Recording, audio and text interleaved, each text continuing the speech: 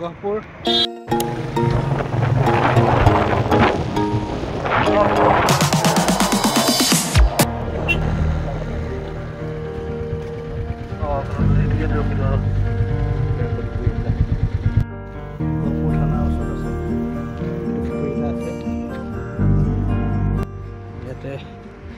এটা বিশেষ বস্তু দেখিছোঁ প্ৰজ্ঞান পুথিভঁৰাল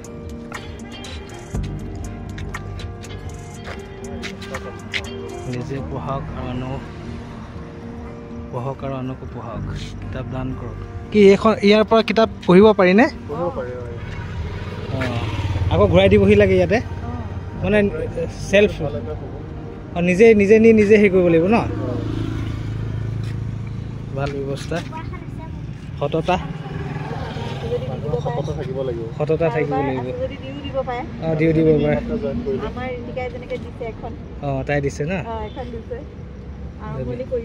বহুত ভাল কিতাপ আছে দেখোন অনন্ত কন্দলী পিতা পুত্ৰ দেওলাং খাই সীতা চৌধুৰী এই গহপুৰত ল'লে আকৌ আনি দি থৈ যাবহি আই লাভ গহপুৰ আছে ইয়াতে লিখা আছে এইটো পুখুৰী এইটো এটা বিশাল পুখুৰী আই লাভ গহপুৰ ইয়াতে মূৰ্তি এটা আছিলে সেই যিটো মূৰ্তি 42ৰ আন্দোলনৰ সময়ৰ মূৰ্তি প্ৰতিকৃতি সৰু পুখুৰীৰ নিচিনাই আছিলে আকৌ মোৰ মনত থকা হিচাপত এতিয়া বহুত ডাঙৰ পুখুৰী দেখিছোঁ আৰু মই ৰাতি আহিছোঁ কাৰণে ৰাতিৰ দৃশ্যটো এইটো এনেকুৱা দেখিছে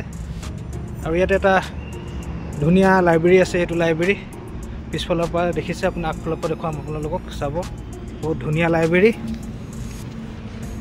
লাইব্ৰেৰীটোৰ নাম হৈছে প্ৰজ্ঞান আমাৰ পুথিভঁৰাল আহক সকলোৱে মিলি এক জ্ঞানৰ আন্দোলন গঢ়ি তোলোঁ নিজে পঢ়ক আৰু আনকো পঢ়াওক আৰু ইয়াত বিভিন্ন ধৰণৰ কিতাপ আছে তলৰ পৰা ওপৰলৈকে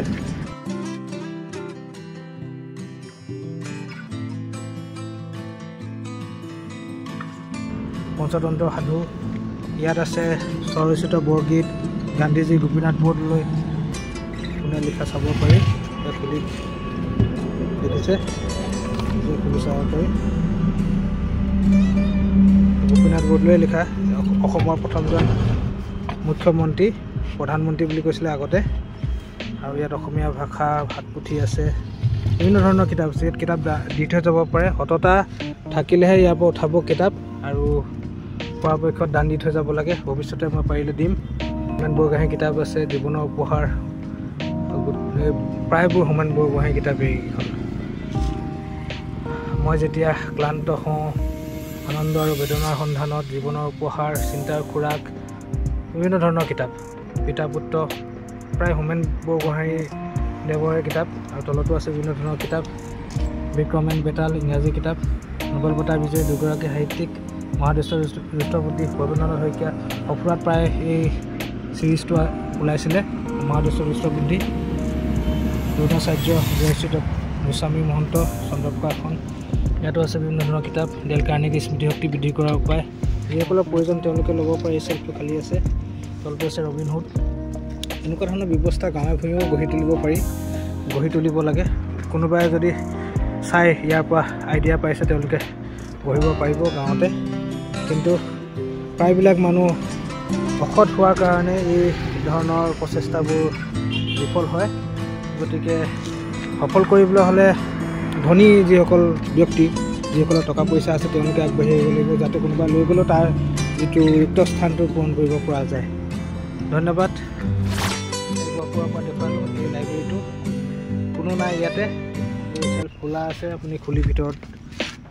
পৰা কিতাপ উলিয়াই লৈ যাব পাৰে আকৌ থৈ যাব পাৰিব লাইব্ৰেৰীৰ সন্মুখত পুথিভঁৰালৰ সন্মুখত দুখন ডাঙৰ চকী আছে ইয়াতে বহি পিনি কিতাপখিনি পঢ়িও আকৌ থৈ যাব পাৰিব বৰ ধুনীয়া ব্যৱস্থা গহপুৰৰ পৰা মই গৌতম বৰুৱা